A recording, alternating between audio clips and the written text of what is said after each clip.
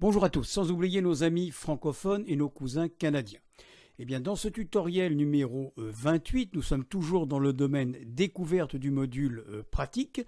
Je vais vous présenter le budget de Christelle et de Jérôme et je vais vous le commenter. Alors, le tutoriel numéro 28, eh bien, il se situe toujours dans le module pratique, bien sûr, et dans la partie la découverte de la méthode. Alors, la présentation succincte, donc du budget prévisionnel de Christelle et Jérôme. On peut voir leur situation familiale d'abord, donc Christelle a 33 ans, Jérôme 34, ils ont deux enfants de 5 ans et 3 ans. Ils résident en région parisienne et le couple est propriétaire d'une maison de 85 mètres carrés avec un petit jardin. Je vois que j'oublie un petit E. Alors, leur situation professionnelle. Christelle est assistante en ressources humaines et Jérôme est technicien supérieur. Pour ce qui concerne leurs ressources, le salaire de Christelle s'élève à 1 816 € et Jérôme donc reçoit lui 2 035 €, donc net de net par mois. Ils perçoivent au titre des allocations familiales la somme de 307 € ainsi que la prime page emploi d'un montant de 393 €, ce qui fait que la globalité de leurs ressources mensuelles est de 4 551 €. En ce qui concerne les charges, leurs charges principales s'élèvent à 3 045 € et leurs autres charges à 510 €. Le couple épargne chaque mois la somme de 467 €, ce qui fait qu'on voit qu'ils économisent, enfin ils mettent de côté 10% de leurs revenus en épargne de précaution. Alors, tout de suite, quand on regarde, on voit tout de suite ici qu'on a un petit déséquilibre. Donc on va l'analyser. Le bilan prévisionnel fait apparaître un solde positif de 529 €. Ce qui est quand même énorme en budget prévisionnel, pour une raison très simple, c'est que ça fait pratiquement 5 000 € à la fin de l'année, si bien sûr le budget est exécuté correctement. Donc, ce n'est pas la peine de laisser ça, je ne vais pas dire d'enrichir votre banquier, mais de laisser ça sur votre compte en banque. Donc, on va voir, lorsqu'on va regarder étudier le bilan prévisionnel, quelle action il faut que nous entreprenions pour que cet argent ne reste pas, bien évidemment, sur leur compte. Donc, il faudra voir pour l'affecter, cette différence, dans un produit d'épargne, soit le livret A ou l'assurance vie. J'insiste toujours en euros parce que je pense que nous ne sommes pas assez riches pour nous permettre quand même d'aller sur les actions. Donc, voilà pour cette petite présentation succincte donc, du budget de Christelle et Jérôme. Eh bien, nous retrouvons donc Christelle et Jérôme dans une situation beaucoup plus détaillée donc, de leur situation, je vais dire personnelle, familiale, que vous retrouvez ici à travers leur portrait, de leur situation professionnelle à travers leurs revenus et surtout leur situation concernant la gestion de leurs dépenses. Encore une fois, cette gestion de leurs dépenses, mais comme de toute personne, elle va dépendre de leur mode de vie et des choix et des priorités qu'ils souhaitent mettre en œuvre. Alors, comme à chaque fois je vous le dis, je ne vais pas lire toute cette présentation détaillée. Par contre, moi ce que je vous conseille, si vous voulez le regarder maintenant, le lire, eh bien vous faites un arrêt sur image, en pause, vous lisez tranquillement et vous reprenez la vidéo. Sinon, si vous avez téléchargé l'applicatif Excel, enfin ce document, eh bien tranquillement vous le regardez ou vous le regarderez plus tard. Donc maintenant, nous allons aller voir le budget, donc la programmation des ressources. Cette programmation des ressources, donc on retrouve bien le salaire de Jérôme, on retrouve le salaire de Christelle, on retrouve bien les allocations familiales et on retrouve la prime emploi. Voilà. Donc, globalement, le couple a un budget prévisionnel annuel de 54 612 €. En début de gestion, donc au 1er janvier, leur compte en banque était créditeur de 1 203,88 € et leur livret A était créditeur de 7 059,36 €. Voilà donc pour le programme prévisionnel des ressources. Nous allons aller voir le programme prévisionnel des dépenses. Alors, les dépenses, toujours même remarque, en bistre, ce sont les couleurs bistre et les charges fixes. Et on va rapidement un peu lister toutes ces dépenses. Alors, les achats, nourriture, 600 €. Le remboursement du crédit immobilier, 703 €.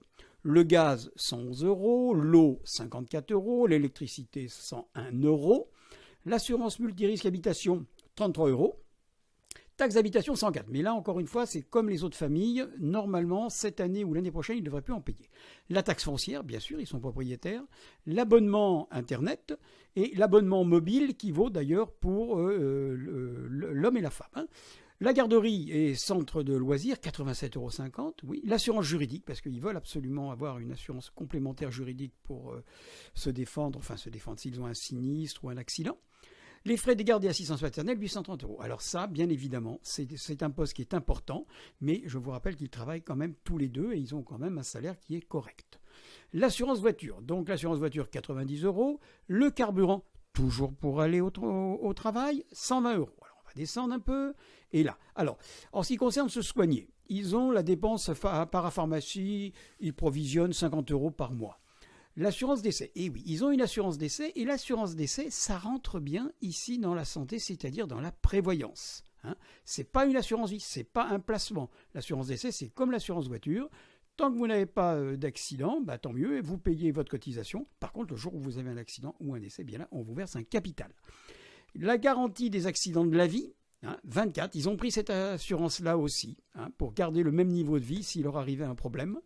Et ils ont une assurance prévoyante de 32 €. Ce sont des gens, on le voit quand même, qui sont très prévoyants. Alors les habits, 180 € par mois, les habits courants. Ensuite, on descend. Loisirs culture. Loisirs culture, voilà, c'est surtout le coiffeur, un peu de... Alors les vacances. Si par contre, ils sont quand même très vacances. Vous voyez, regardez. Au mois de mars, donc, ils vont au ski.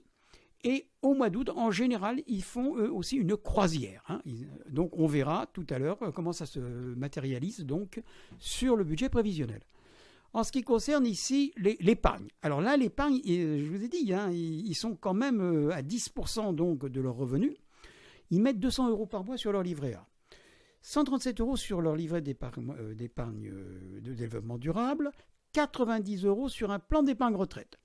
Et ils ont une assurance vie en euros qu'ils alimentent tranquillement, puisque vous savez que l'assurance vie, quelle qu'elle soit d'ailleurs, est un placement à moyen et long terme. Moyen terme, il faut au moins 7 ans, sinon vous allez payer les impôts. Bon, mais ça, je vous en ai déjà parlé lorsqu'on a parlé des assurances. Alors, globalement, on voit que les dépenses donc, du couple sur un an, prévisionnelles bien sûr, représentent 50 433,60 €.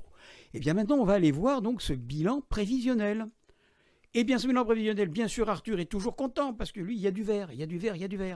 Mais moi, je vais être critique. Je vais être un peu critique parce que c'est un peu la remarque que je vous ai fait au départ. Pourquoi est-ce qu'ils ont un budget, ils prévoient un budget prévisionnel en déséquilibre alors qu'ici, il va leur rester 4 178 €. Alors, avant de voir comment on va faire, on voit qu'ils ont 2 trous de trésorerie de gestion. Ici, pas de problème, ça passe parce que leur compte en banque est créditeur.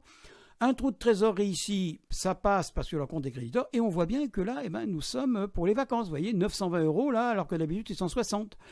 Ici, 700 €, mais c'est le mois d'août. Donc c'est bien les vacances ici qui génèrent donc ce petit déficit de gestion. Mais pas de problème puisqu'ils sont créditeurs.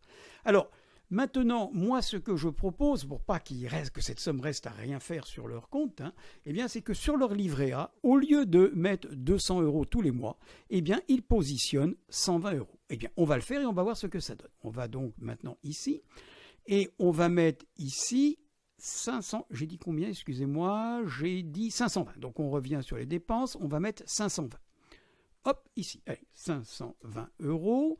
Donc je clique, je fais ma petite croix et j'étends, clac, hop, jusqu'à ici. Et je vais voir au bilan prévisionnel. Ah, le bilan prévisionnel, c'est formidable parce que, regardez, il me reste 338, ça va, c'est 0,62, vous vous rappelez, c'est 1%, en plus en moins sur un budget prévisionnel.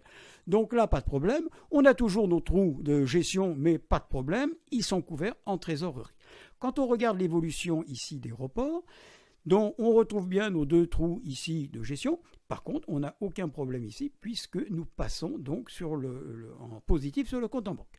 La répartition des dépenses, ils sont à 50%, mais c'est bien normal, parce que c'est une maison qu'ils ont achetée. Ils payent un crédit quand même qui est assez élevé. En ce qui concerne la répartition des ressources, eh ben, on a les salaires, à peu près 85% de salaires, et puis le reste, donc, on a dit que c'était de la CAF. Voilà. Eh bien, ce budget-là est terminé, nous l'avons rééquilibré, et maintenant, normalement, eh bien, s'ils s'exécutent correctement, eh bien, ils vont normalement passer une bonne année de gestion. Bien, nous allons donc quitter Christelle et Jérôme, et dans ce tutoriel 29, qui sera d'ailleurs le dernier donc, du domaine de la découverte, là je vais vous présenter et vous commenter le budget de Karim et Angèle.